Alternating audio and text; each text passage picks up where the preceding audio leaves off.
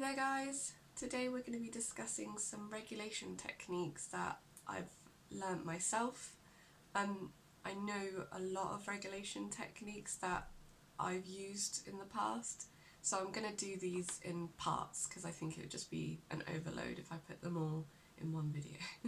I am uploading videos that are for long-term support and not these quick fixes.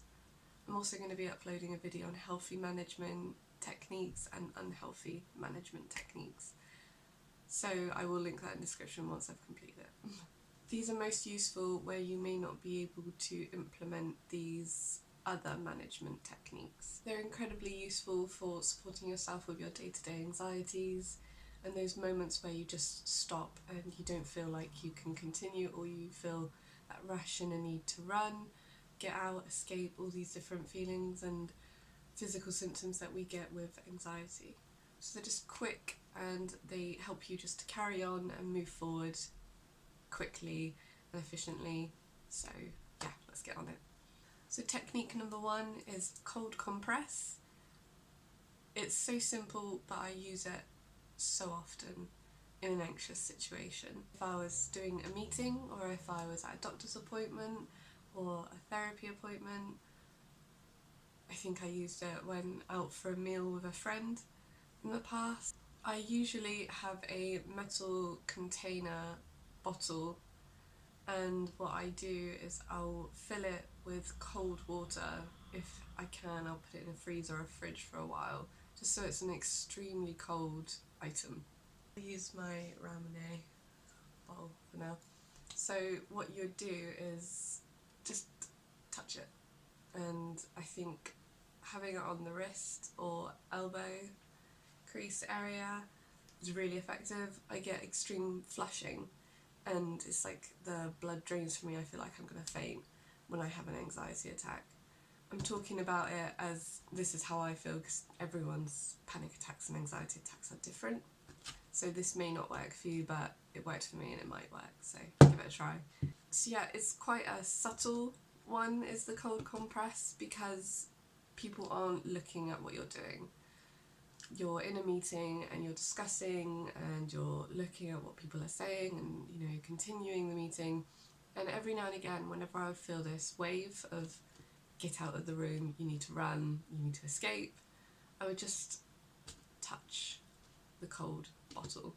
It would just slow me down, ground me as well into the room rather than in my head and the anxieties. So it was very useful and I use it so often. It's quite a subtle one to use. It doesn't look too suspicious when you have it out in public, so yeah, use that one. It's a good one. Number two is alternative nostril breathing.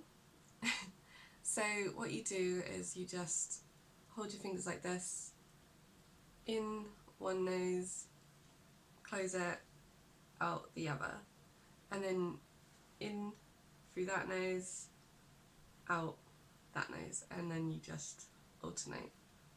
What this does is it just slows you down, it helps your breathing. Obviously it does look a little bit less subtle as the previous one, but it is extremely useful, and you can use this if you're having heart palpitations in bed or if you're waiting in a line. It's quite a good one to do. Obviously at the moment don't use it in public or wash your hands, because you've got to be very careful with touching your face if you haven't got clean hands and you haven't got hand sanitizer next to you. So this controlled breathing is such a good grounding tool. There are so many different breathing techniques that you can use just to slow your heartbeat and calm yourself down. I will be uploading them with other regulation techniques, but I thought the most useful one I found was the alternative nostrils. So yeah, give that one a try. Number three is the finger pitter patter. I don't know what it's actually called, but someone taught it to me and I thought it was just amazing. It's so relaxing and grounding and it's very sensory, so yeah, I thought I'd use it. Hopefully my phone will focus. So what you need to do is just take your finger and you pitter patter over the top of each finger, and then you work your way through. and then you work down, I'll do it this way, down each finger,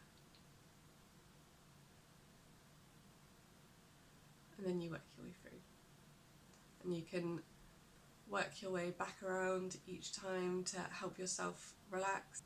So your brain kind of concentrates fully on this minute touch that you're doing on your fingers, and it just slows you down and it just grounds you. And it's another way, using our senses is such a good way to bring ourselves back into the room.